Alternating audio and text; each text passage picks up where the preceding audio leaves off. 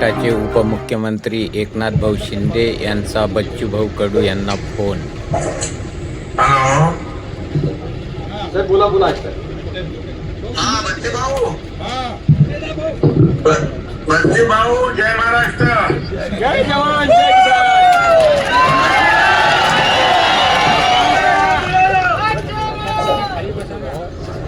बच्चे भाऊंचा विजय असो।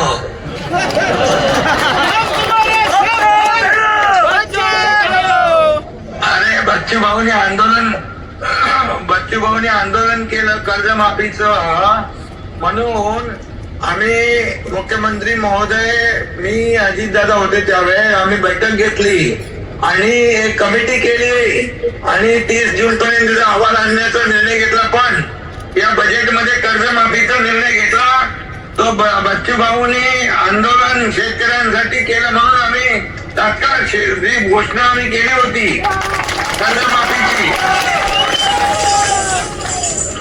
कर्जमाफीची घोषणा जी केली होती, वचन दिलं होतं निवडणूक पूर्व काळात, निवडणुकीच्या वेळेस ते आम्ही पूर्ण केलं।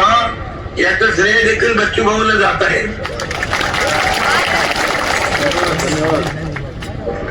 आणि बाकी आरोग्य, उद्योग, पाणी पुरवठा, आरोग्य मंत्री पण तिकडे गेले, उद्योग मंत्री पण तुमच्याकडे आहे आणि पाणी पुरवठ्याचे गुलाबराव पाटील आणि काही विषय जे रोजगार हमी योजनेचे आहे ते देखील आपले मंत्री सोडवतील।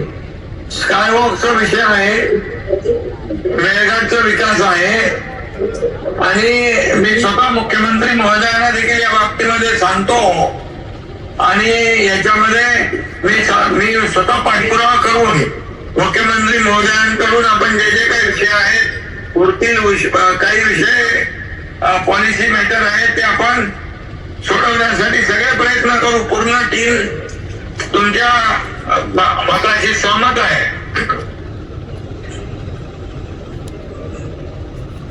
मला वाटतं सिडको पण आपल्याकडे आहे, चिखलदराचा सिडकोचा आणि काय वाजता हाय जर आपल्या काम मी करतो माझ्याकडे अधिवेशन झाल्यानंतर लगेच बैठक घेतली पाहिजे, कारण सगळे लोक पायी आलो, 250 किलोमीटर आम्ही पायी चालत आलो।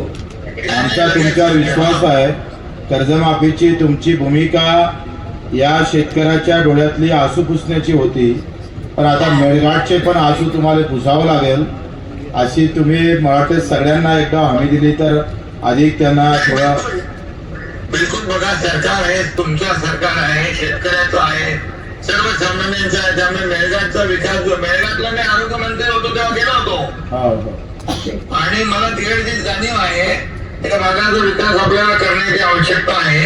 आणि एक आपण हे अधिवेशन संपलं की मुख्यमंत्र्यांच्या सोबत एक बैठक लावून टाकू आणि बाकी ज्या ज्या मंत्र्यांकडे विषय आहेत त्या मंत्र्यांकडून सोडून घेऊ। धन्यवाद। ओके ओके, धन्यवाद। आणि तुम्ही शेतकरी कर्जमाफीसाठी आंदोलन केलं, त्याची दखल सरकारने घेतली बघा, बरोबर? त्याबद्दल धन्यवाद। आपणही दखल घेतली त्याबद्दल धन्यवाद। आम्ही 1.5 लाख रुपये करा रेग्युलर कर्जवाल्यांना।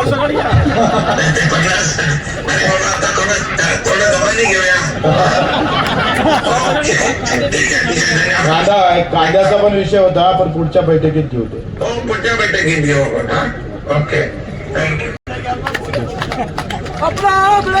यवतमाळ प्रतिनिधी Vijay Baraskar, national Ekta republican news, मुख्य संपादक लक्ष्मण भाऊ वानखडे।